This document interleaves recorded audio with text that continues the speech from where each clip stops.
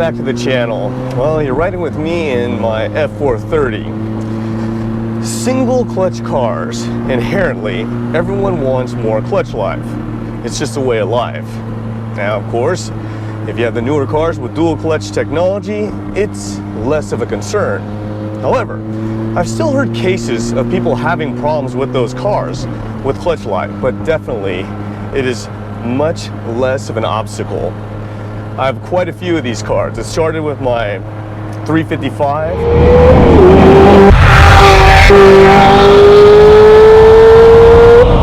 Then I got this, the F430. And then of course, I picked up the Murci.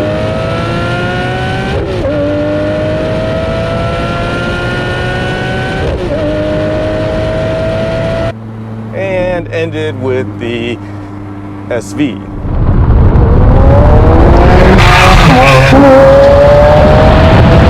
When I look at all these cars, I really like the way of the single clutch. For me, it's worth all the cost and the headache. They just drive differently. Now, as technology gets better, I'm sure they will drive better than these. That's just the way things go. But for now, since I have these, the cost has been fairly minimal, with the exception of the Murci. The other cars seem to do quite well.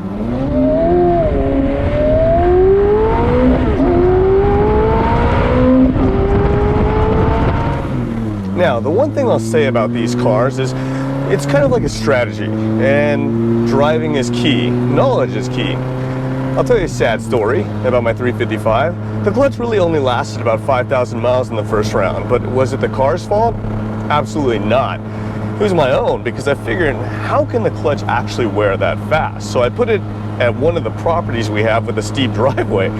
Kiss of death. Rule number one, steep driveways, all bad, especially reverse. Okay, another thing is, when you're on it, rev it, stay on it. Try not to lift. Anytime you shift, like right there, I'm lifting off the gas just a hair. Now, of course, that helps much more at full tilt. One other key point is rev matching on the downshift. So for instance, when you come down, flip the throttle, and then you hit it,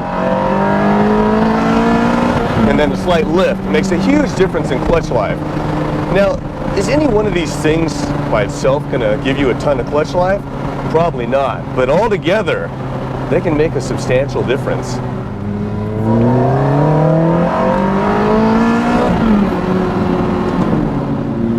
Well, I think we pretty much covered everything. You know, those are pretty much all the tricks that I have to get more life out of the clutch. Now, has it made a huge difference? Well, you saw the numbers, you saw the wear. Now, in some of my cars, of course, have I had major issues? Well, yes. Now, as far as the Murci, it is true. I had a $15,000 plus bill that came in from the dealership. But remember, that wasn't essentially the clutch. My clutch actually had, I want to say, probably 60-70% clutch life still on it. But the problem was is that I lost my potentiometer. They had to pull everything anyway. Then when it got in there, the throw-out bearing was leaking. Well, as you know, oil, clutch, recipe for disaster. So I had to go ahead and change the clutch at that time. But would the clutch have lasted a lot longer had I not lost the potentiometer? For sure.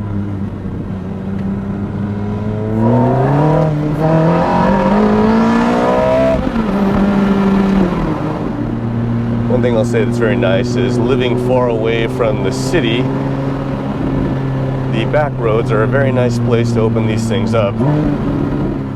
If you want to avoid bills that will come very quickly at you, it'd be better to put it at a place that has a flat driveway so you don't have to work that clutch. Now, of course, in the newer cars, even in, let's say, the SV, and the clutch just lasts a lot longer, and again, technology, things have gotten better and better. But like for these cars, the other thing you want to remember is driving in the sport mode or the race mode. It definitely helps because it engages the clutch faster. This all makes sense, right? Now, the other thing I'll mention is when you're driving them at full tilt, when you go to shift, if you lift off the gas just very quickly and come back on it, it actually helps with the clutch life. Now, of course, if you want every ounce that you can get when you're on it, I would just stay on it and live with a little less clutch life. Now let's talk about some of the other things involved that a lot of people don't talk about. It's somewhat rare, but one of the things I'll talk about today is the PIS, which I have no idea what that actually stands for, but it's a setting in these single clutch cars that you can use. And what it controls is the engagement of the clutch. So let's say when you go to have a new clutch setup, the tech is going to put in the setting according to everything brand new and the measurements. That's great, but typically what they'll use is they'll use a broad setting that works for everyone. Well, it all kind of comes back to using, for instance, in the 430 here, the race mode to try and engage faster. Well, technically what the PIS does is, from my findings, is it affects the engagement on the leave. The reason why they kind of leave it as a broad setting is if you get too aggressive, the car actually starts to buck. And the difference is every driver's different. For instance, in the 430, if I set it up perfectly for me, then it will not work for Drew, because Drew drives more aggressively than me on the lead. So when she hits it, the car wants to buck because it engages so fast. But if you can tailor the car to yourself, or find a happy medium, let's say for myself between Drew and I, then it works quite well. Now my findings are, it does wonders for clutch life.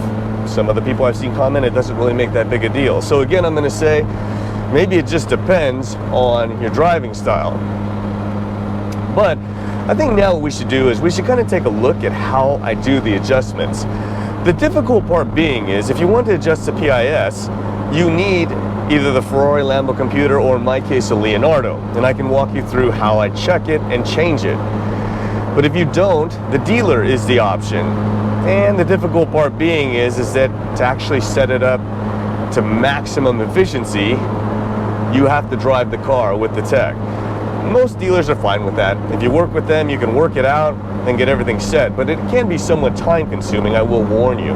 So you do want to kind of keep that in mind. But the bottom line is it worth it? For me, tremendously. And when we go through it, you can kind of take a look at it. I'll show you the clutch life readings and how many miles are on the car. And in some cars it works better than others. I've had more success in the F430 tuning it. I do have good success in the Murci, but the Murci itself just is harder on clutches. Everything comes into factor, weight, and now that it's rear-wheel drive only, that has done wonders. The great thing for me is, since I have a Leonardo, I can actually check the clutch readings and give you those numbers. Other than that, if you get everything adjusted, it's really hard to tell what's really going on if you can't actually monitor how the clutch is wearing. So the information I give you is based on the experimentation that I found, so hopefully it'll help you out. So let's take a look at now how I did it with the Leonardo at least. For those of you that haven't seen the Leonardo, well, there it is. It's just a computer. And then right here is the wireless transmitter that communicates with the computer to make changes. Now, in most modern cars, like the F430, you just plug this into the OBD2 port and you're good to go. However, in Lambo fashion, nothing is ever quite that easy. When you plug into the Murci, you need this adapter before the OBD2 cable, and then everything works. But on top of that, there's a whole bunch of other controls like engine controls that use a weather pack that needs to be plugged in on the passenger side if you're going to do other programming or check other parameters or errors. But of course today we're just working with the clutch, so we'll get it all plugged in and see what it says. You can see everything's hooked up there. I've got the adapter hooked into the OBD2 port, and then of course the wireless transmitter hooked up into that. I will say one thing about the Murci, as you hear me comment often, that Lambo just sometimes makes things more difficult. In most cars, usually in the driver's side, closer to the kick panel, you'll find the OBD2 port. But unfortunately in the Murci, for some unknown reason, it's way underneath the dash above the accelerator, and you have to do some sort of circus stunt gymnastics move to get in there to plug it in. Maybe it's all worth it? I don't know. Maybe they purposely do it to make it difficult. I'll run you through it real quick so you can see how it's done with the Leonardo. Not very complicated. It's really easy to pick this thing up and self-explanatory. You can see the car models there. Go under Lamborghini, and then we can check it out under here. all the different models I have or purchase. We'll go into the Murci, and then we go to the year 2008 and gasoline. Now, of course, it will say system check. It's possible to continue.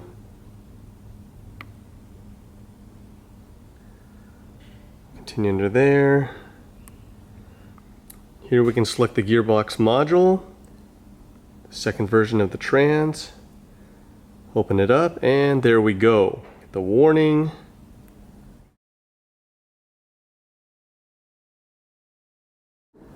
The mobilizer has been disarmed, so we're good to go. Then we will go to parameters. And you can see everything you could check here. It's quite extensive. But we will go to check components. Go past the warning.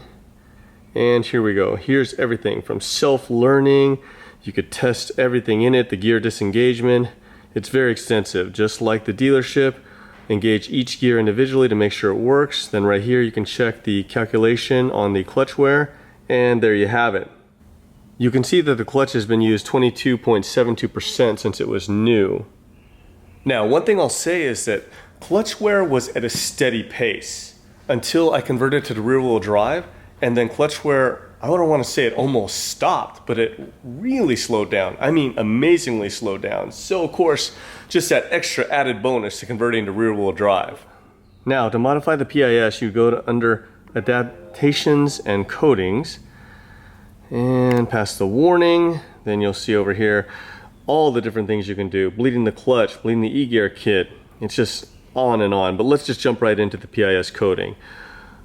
Right there it comes up, and then you just get the current configuration. Now the current configuration is 7.455.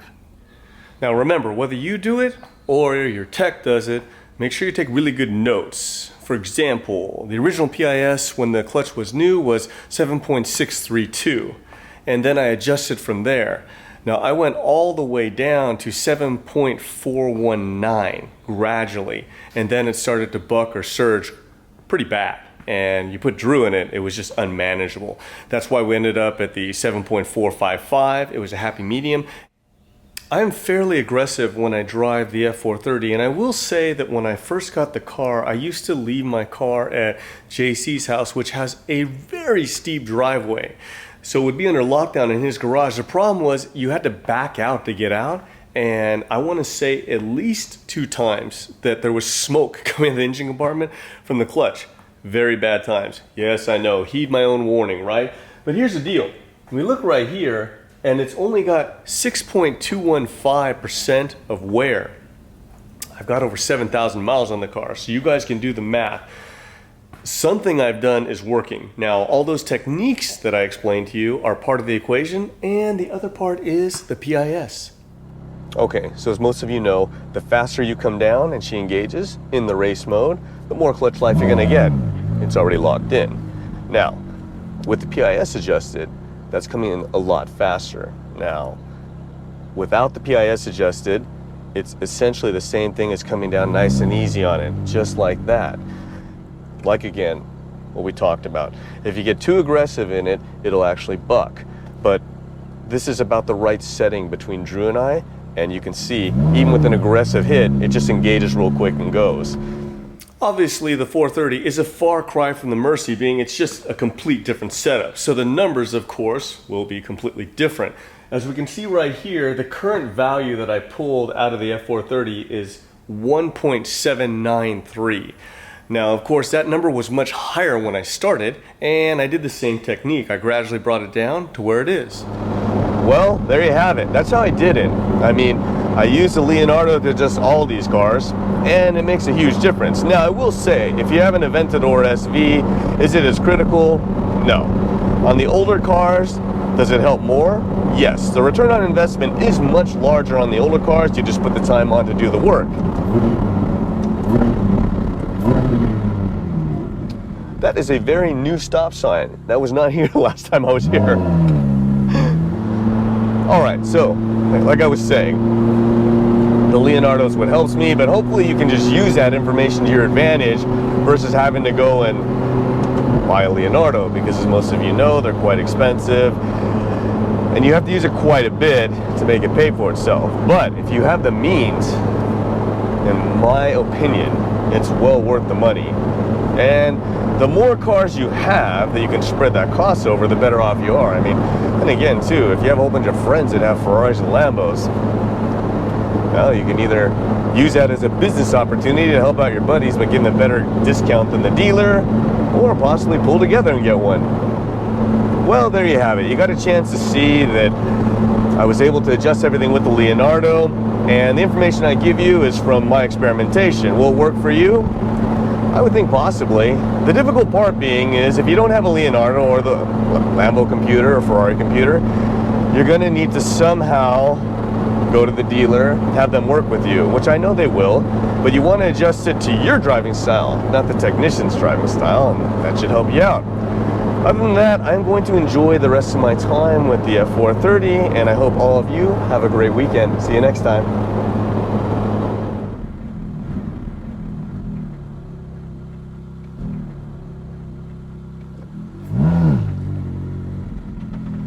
Morning, officer. Roll your window down for me? Sure.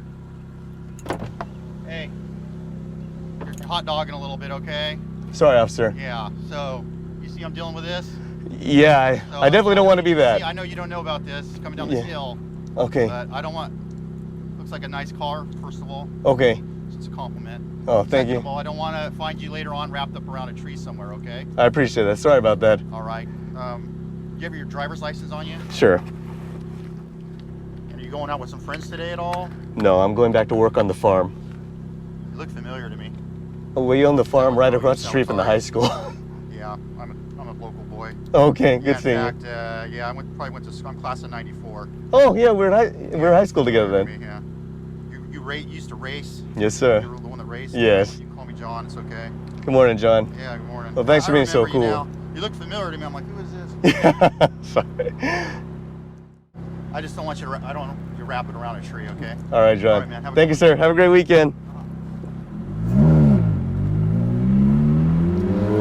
Okay, so as you can see there, every now and then, it pays to have self-control.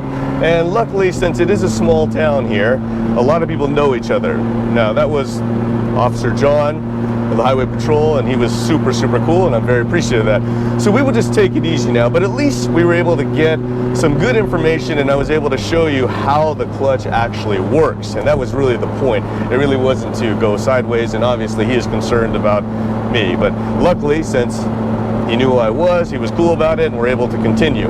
So I'm very grateful for that. No ticket at least today. I'm going to enjoy the rest of my time in the F430. You guys have a great weekend. See you next time.